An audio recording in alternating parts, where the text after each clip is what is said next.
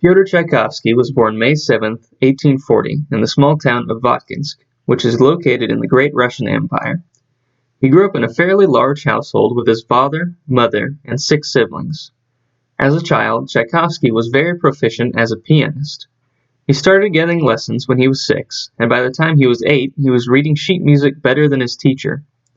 His parents were very supportive of his musical talents, however they never planned on him pursuing a musical career, much less for him to become arguably Russia's greatest composer. Instead, they wanted him to become a civil servant.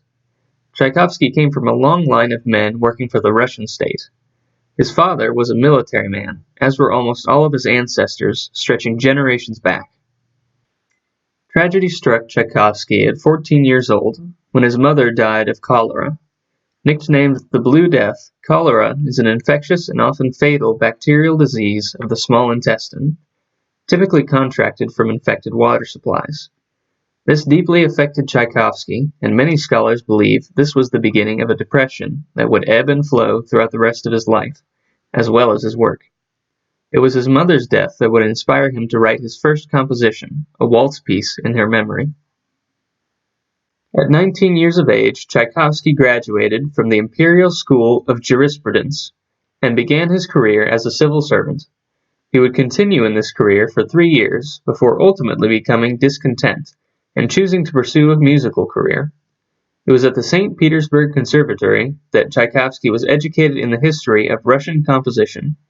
Not only that, but he was also exposed to a wealth of European compositions, which would greatly influence his art. Tchaikovsky's music has been described as a European mix with a largely Russian bent. Furthermore, he serves as an excellent example of the Romantic movement, as his music is very emotional and expressive. Musical critic Harold Schoenberg remarked that Tchaikovsky's work was a sweet, inexhaustible, supersensuous fund of melody. His work shows a great deal of self-expression in a way that no composer but Tchaikovsky could have done. His work was not only a reflection of the Romantic period, but a defining aspect of it. But not everyone was a fan of his compositions.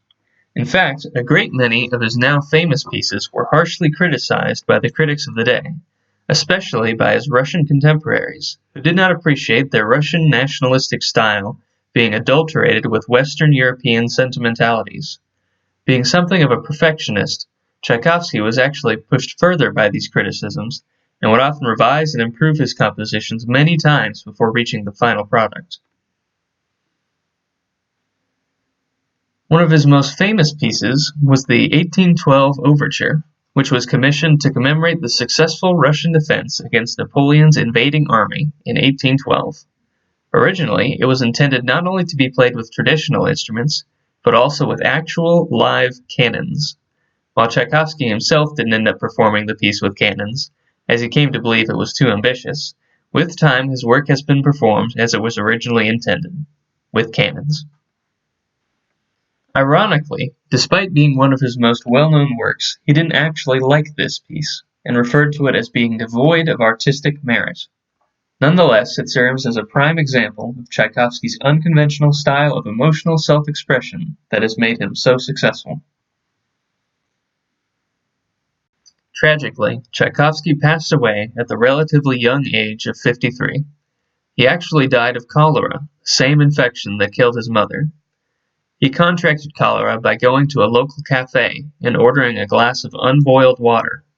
This was highly unusual because it was well known that most water sources were tainted with cholera, and Tchaikovsky was known for being very hygienic.